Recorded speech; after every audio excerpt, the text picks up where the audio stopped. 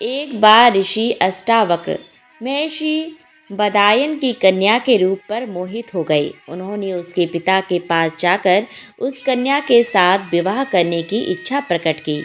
तब महर्षि बदान्य ने मुस्कुराते हुए अष्टावक्र से कहा, पुत्र, मैं अवश्य तुम्हारी इच्छा पूरी करूंगा और तुम्हारे साथ ही अपनी कन्या का विवाह करूंगा, लेकिन इसके लिए तुम्हें मेरी एक आज्ञा माननी पड़ेगी।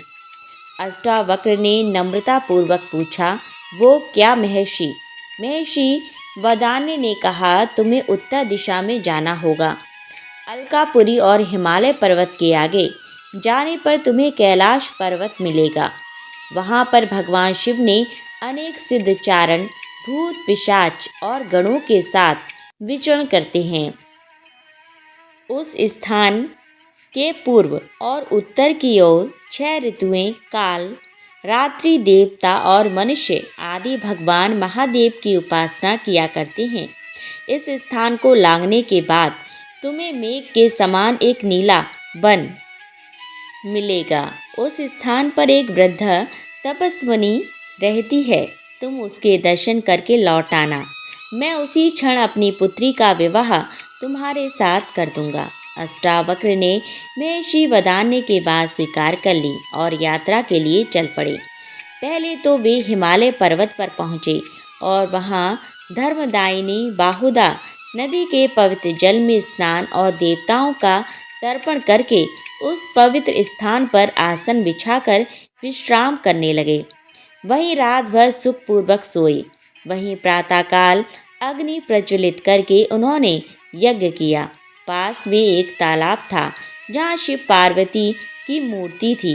अष्टावक्र ने मूर्ति के दर्शन किए और फिर अपनी यात्रा पर चल दिए। चलते चलते वे कुबेर की नगरी में पहुँचे।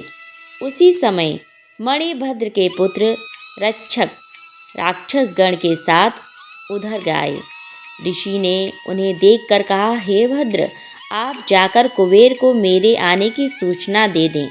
मणिभद्र ने कहा, महर्षि, आपके आने का समाचार तो भगवान कुबेर को पहले ही प्राप्त हो चुका है। वे स्वयं आपका समुचित सत्कार करने के लिए आ रहे हैं। कुबेर ने आकर महर्षि अष्टावक्र का स्वागत किया और उन्हें अपने भवन में ले गए। आमोद प्रमोद के कितने ही साधन ऋषि के चित्त को प्रसन्न करने के लिए जुटाए गए। गंधर्वों ने मधुर कंठ से गीत गाए, अप्सराएं नाची और चारों ओर से तरह तरह के वाद्यों की ध्वनि से पूरा प्रसाद मस्ती से भर गया। तपस्वी अष्टावक्र इसी तरह के आमोद प्रमोद से घिरे हुए 1 वर्ष तक कुबेर के यहाँ रुके। फिर उन्हें महर्षि बदान्य की आज्ञा की याद आई और उन्होंने कुबेर से चलने की आज्ञा मांगी। कुबेर ने और ठहरने का ऋषि से काफ़ी आग्रह किया, लेकिन अष्टावक्र अपनी यात्रा पर चल पड़े। वे कैलाश, मद्राचल और सुमेरु आदि अनेक पर्वतों को लांघकर किरात रूपी महादेव के स्थान की प्रदक्षिणा करके उत्तर दिशा की ओर चल पड़े। कुछ ही आगे जाने पर एक सुंदर वन उन्हें दिखाई दिया। उस वन में एक दिव्य आश्रम था। उस आश्रम के पास अनेक रत्नों से विभूषित पर्वत, सुंदर तालाब और तरह तरह के सुंदर पदार्थ थे। देखने में वह कुबेर की नगरी से भी कहीं अधिक शोभायमान दिखाई पड़ता था। वहीं अनेक प्रकार के सोने और मणियों के पर्वत दिखाई देते थे, जिन पर सोने के विमान रखे हुए थे।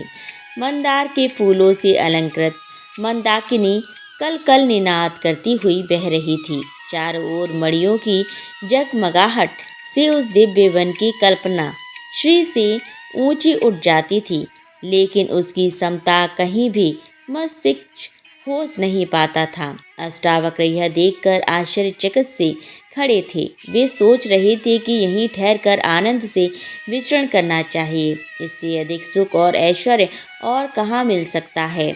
अब वे अपने लिए एक उपयुक्त स्थान ढूंढने लगे और आगे बढ़कर उन्होंने देखा कि यह तो एक पूरा नगर है। इस नगर के द्वार पर जाकर उन्होंने पुकार कर कहा, मैं अतिथि हूँ, इस नगर के प्राणी मेरा उचित स्वागत करें। उसी समय द्वार से 7 परम सुंदर कन्याएं अतिथि के स्वागत के लिए निकल आईं।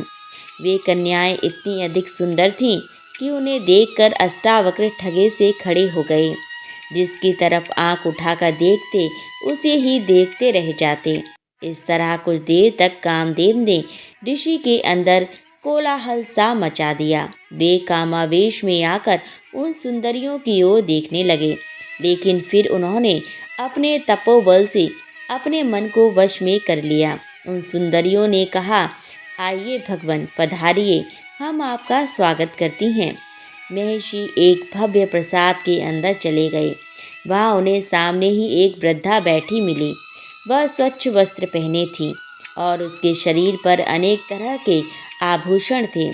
महर्षि को देखते ही वह वृद्धा उठकर खड़ी हो गई और उनका समुचित स्वागत करके बैठ गई। महर्षि भी वहाँ पास में बैठ गए और उन्होंने उन सुंदर कन्याओं की तरफ बढ़कर कहा, हे कन्याओं, तुमसे जो बुद्धिमती और धैर्यवती हो वही यहाँ पर रहे, बाकी सब यहाँ से चली जाएं। एक को छोड़कर सभी कन्याएं वहाँ से चली गईं। वृद्धा वहीं बैठी रही। रात होने पर महर्षि के लिए एक स्वच्छ शैया की व्यवस्था कर दी गई। जब महर्षि सोने लगे तो उन्होंने उस वृद्धा से भी जाकर अपनी शैया पर सोने के लिए कहा। उनके कहने पर वृद्धा अपनी शैया पर जाकर लेट गई। रात्रि का एक ही पहर बीता होगा कि वृद्धा जाड़े का बहाना करती हुई कांपती हुई महर्षि की शैया पर आ लेटी। महर्षि अष्टावक्र ने आदर के साथ उसे लेट जाने दिया। थोड़ी देर बाद ही वह वृद्धा कामातुर होकर अष्टावक्र के शरीर का आलिंगन करने लगी। यह देखकर महर्षि काष्ठ के समान कठोर और निर्विकार पड़े रहे। अष्टावक्र को इस तरह अविचलित देखकर वृद्धा ने कहा, हे भगवान, पुरुष के शरीर का स्पर्श करने मात्र से ही स्त्री के अंग अंग में कामोद्दीपन होता है। स्त्री उस समय किसी तरह अपने मन को अपने वश में नहीं रख सकती, यही उसका स्वभाव है। इसीलिए आपके शरीर के स्पर्श के कारण मैं काम पीड़ा में जल रही हूँ। अब आप मेरे साथ रमण करके मेरी इच्छा को पूर्ण कीजिए। हे ऋषि, मैं जीवन भर आपकी कृतज्ञ रहूँगी। यही आपकी तपस्या का अविष्ट फल है। मेरी यह सारी संपत्ति आपकी ही है। आप यहीं मेरे पास रहिए। देखिए, हम यहाँ लौकिक और अलौकिक अनेक प्रकार के सुख भोगते हुए रहेंगे। हे नाथ, अब इस तरह मेरा तिरस्कार ना कीजिए, क्योंकि इससे मेरी आत्मा को बड़ा कष्ट पहुँचेगा। पुरुष संसर्ग से बढ़कर स्त्रियों के लिए श्रेष्ठ सुख नहीं है। काम से पीड़ित होकर स्त्रियां स्वेच्छाचारिणी हो जाती हैं। उस समय तपी हुई बाल पर या कठोर शीत में विचरण करने से भी उनको तनिक भी कष्ट नहीं होता। आप किसी भी तरह मेरी अतृप्त कामना को तृप्त कीजिए।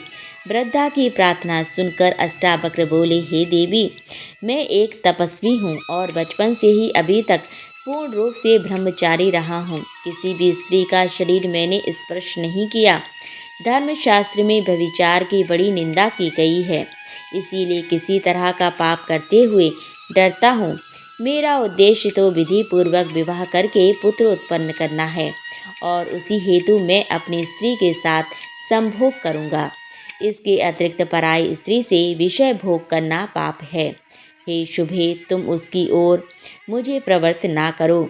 यह सुनकर वृद्धा ने कहा, हे महर्षि, यह तो आप जानते ही हैं कि स्त्रियां स्वभाव से ही कामातुर होती हैं। उनको पुरुष का संसर्ग देवताओं की आराधना से भी कहीं अधिक प्रिय और सुखकारक होता है। तुम पतिव्रता की बातें करते हो तो है स्वामी, सच तो यह है कि हजारों स्त्रियों में कहीं एक पतिव्रता स्त्री दिखाई पड़ती है और सती तो लाखों में एक होती है। जब स्त्रियों का कामोन्माद चढ़ जाता है तो वे इसके सामने पिता, माता, भाई, पति, पुत्र आदि किसी भी की भी परवाह नहीं करती हैं और अपनी काम वासना की तृप्ति के उपाय सोचा करती हैं। यहाँ तक कि कुछ भी करके वे अपनी इच्छा पूरी करके ही मानती हैं। हे भगवान, काम के वश होकर ही स्त्री उल्टा हो जाती है। वृद्धा की बात सुनकर अष्टावक्र मन ही मन घबरा रहे थे, लेकिन फिर भी अपने को दृढ़ रखकर उन्होंने अविचलित भाव से उत्तर दिया, हे देवी, मनुष्य जिस विषय का स्वाद जानता है उसी के लिए उसकी तीव्र इच्छा होती है। मैं तो विषय भोग को जानता ही नहीं, फिर मैं किसी भी हालत में तुम्हारी इच्छा पूरी नहीं कर सकता। इसके अतिरिक्त जो भी आज्ञा दो मैं करने के लिए तैयार हूँ। वृद्धा ने कहा, ये ना कहे नाथ, आप यहाँ कुछ दिन ठहरिए, तब अपने आप ही आपको संभोग सुख का स्वाद मिल जाएगा। तब मैं और आप पूर्ण सुख के साथ रहा करेंगे। इस पर अष्टावक्र ने कहा, हे देवी, जब तक तुम कहोगी तब तक मैं यहाँ ठहर जाऊँगा, लेकिन मैं नहीं जानता कि किस तरह तुम्हारे काम आ पाऊँगा। यह कहने के पश्चात महर्षि अष्टावक्र उस वृद्धा के अंगों पर दृष्टि डालने लगे। वृद्धा भी कामातुर होकर आलिंगन के लिए उद्यत हुई, लेकिन किसी भी अंग को देखने से महर्षि अष्टावक्र के हृदय में कामासक्ति जागृत नहीं हुई। वे सोचने लगे कि यह वृद्धा इस तरह काम से पीड़ित क्यों है। तभी उनके हृदय में संशय जागा कि हो सकता है कि यह कुछ समय पूर्व इस प्रसाद की अधिष्ठदात्री देवी कोई युवती हो और किसी शाप के कारण इस तरह कुरूप वृद्धा हो गई हो। यह संशय पैदा होते ही उन्होंने उसकी कुरूपता और वृद्धावस्था का कारण पूछना चाहा, लेकिन सीधे ही वृद्धा से प्रश्न करने की उनकी हिम्मत नहीं हुई। एक दिन बीत गया। संध्या होने पर वृद्धा ने आकर कहा, हे महर्षि, वह देखिए सूर्यास्त हो रहा है, अब आपकी क्या आज्ञा है। अष्टावक्र ने कहा, हे शुभे, जाओ स्नान करने के लिए जल ले आओ, स्नान करके मैं संध्या वंदन करूँगा। वृद्धा जाकर जल ले आई और उसके साथ सुगंधित तेल और वस्त्र भी ले आई। महर्षि से आज्ञा लेकर वह उनके शरीर में तेल मर्दन करने लगी और फिर अपने हाथों से ही उनके शरीर को मल मल कर उनको स्नान कराने लगी। महर्षि बड़े आनंद से स्नान करते रहे।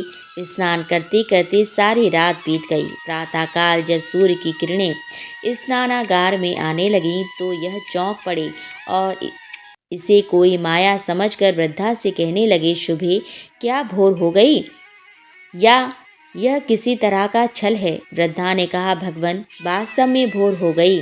देखिए सूर्य भगवान प्राची में निकल आए हैं। महर्षि स्नान कर चुके। इसके बाद वृद्धा ने पूछा, हे भगवान, अब मैं क्या करूं? अष्टावक्र कुछ भी उत्तर नहीं दे पाए और चिंतामग्न होकर सोचने लगे। इसी बीच उत्तर की प्रतीक्षा न करती हुई वृद्धा उठी और अंदर से एक थाल में सजाकर स्वादिष्ट भोजन ले आई। महर्षि भोजन करने लगे। फिर भोजन करते करते उन्हें पूरा दिन बीत गया। रात्रि आई। वृद्धा ने अलग अलग पलंग बिछवा दिए। महर्षि जाकर अपने पलंग पर लेट गई और कुछ देर बाद उनको नींद आ गई। आधी रात्रि के समय वृद्धा फिर संभोग की इच्छा रखती हुई उनके पलंग पर आ गई। महर्षि सहसा जागकर कहने लगे, हे देवी, तुम व्यर्थ प्रयत्न ना करो, पर स्त्री के साथ संभोग के लिए मेरा हृदय गवाह ही नहीं देता। यह कार्य मुझे धर्म विरुद्ध लगता है, इसीलिए इसे त्याज्य समझकर मैं इसमें कदापि प्रवृत्त नहीं होऊंगा। इस पर वृद्धा कहने लगी, हे भगवान, आपकी शंका निर्मूल है। मैं स्वाधीन स्त्री हूँ। माता पिता या पति किसी का भी मेरे ऊपर अधिकार नहीं है। मेरे साथ सहवास करने से आपको परस्त्री गमन का दोष क्यों लगेगा? अष्टावक्र वृद्धा के तर्क के सामने परास्त होने लगे। तब सहसा उन्हें याद आया और उन्होंने पूर्ण दृढ़ता के साथ कहा, हे देवी, तुम्हारा यह कहना कि तुम स्वाधीन हो, निराधार हो, प्रजापति ने कहा है कि स्त्री जाति कभी भी स्वाधीन नहीं हो सकती।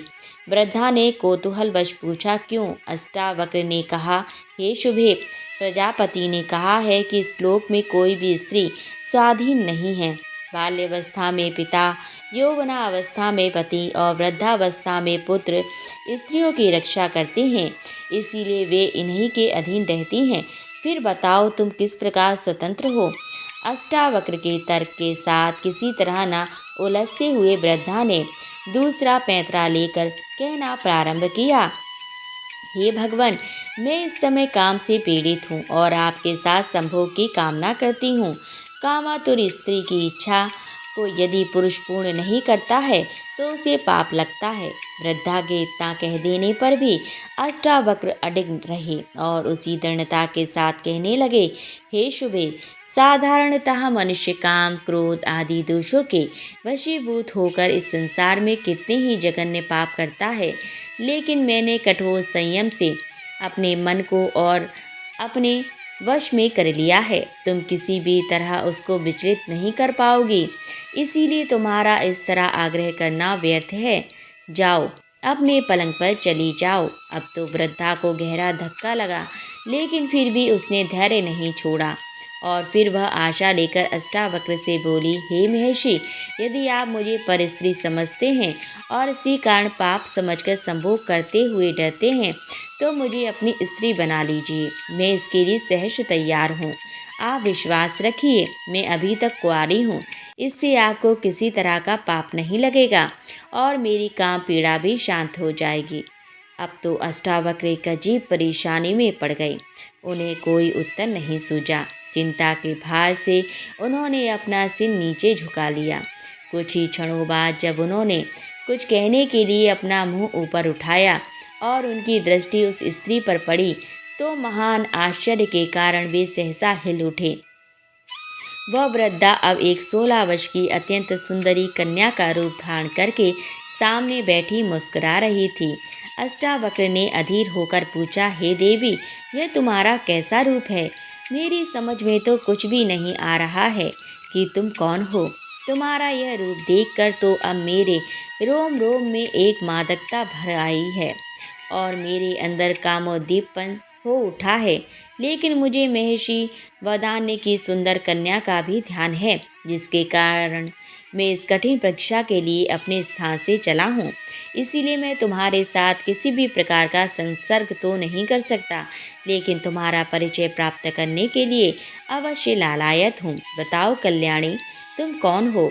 उस कन्या ने मुस्कुराते हुए कहा, हे महर्षि, अष्टावक्र स्वर्ग, मृत्यु आदि सभी लोगों के स्त्री पुरुषों में विषय वासना पाई जाती है। मैं पर स्त्री गमन के लिए आपके मन को विचलित करके आपकी परीक्षा ले रही थी, लेकिन अपने कठोर संयम के कारण आपने धर्म की मर्यादा को नहीं छोड़ा। इसीलिए मेरा विश्वास है कि जीवन में आप कभी किसी प्रकार का कष्ट नहीं भोगेंगे। मैं उत्तर दिशा हूँ। स्त्रियों के चपल स्वभाव का प्रदर्शन करने के लिए ही मैंने यह वृद्धा का रूप रखा था। इससे आप यह जान लीजिए, भगवान की इस संसार में वृद्धावस्था को प्राप्त स्त्री पुरुषों को भी काम वासना सताती है। मुझे प्रसन्नता है कि आपने स्त्री की कितनी भी चंचलता को देखकर अपने ब्रह्मचर्य व्रत को नहीं छोड़ा। इसीलिए ब्रह्मा और इंद्र आदि देवता आप पर अत्यंत प्रसन्न हैं। जिस काम के लिए महात्मा वदान्य ने आपको यहाँ भेजा है वह अवश्य पूरा होगा। महर्षि की कन्या से आपका अवश्य विवाह होगा और वह कन्या पुत्रवती भी होगी। अष्टावक्र यह सुनकर अत्यंत प्रसन्न हुए और उस देवी से चलने की आज्ञा मांगने लगे। उत्तर दिशा ने आदर के साथ अष्टावक्र को विदा कर दिया। जब वे लौटकर महर्षि वदान्य के पास आए तो उन्होंने उनसे उनकी यात्रा का सारा वृत्तांत पूछा और फिर अपने मन में पूर्णतः संतुष्ट होते हुए अपनी कन्या का विवाह उनके साथ कर दिया। वीडियो अगर पसंद आया हो तो वीडियो को लाइक और हमारे चैनल को सब्सक्राइब करें और अपने दोस्तों के साथ शेयर करना बिल्कुल भी ना भूलें। पूरा वीडियो देखने के लिए धन्यवाद।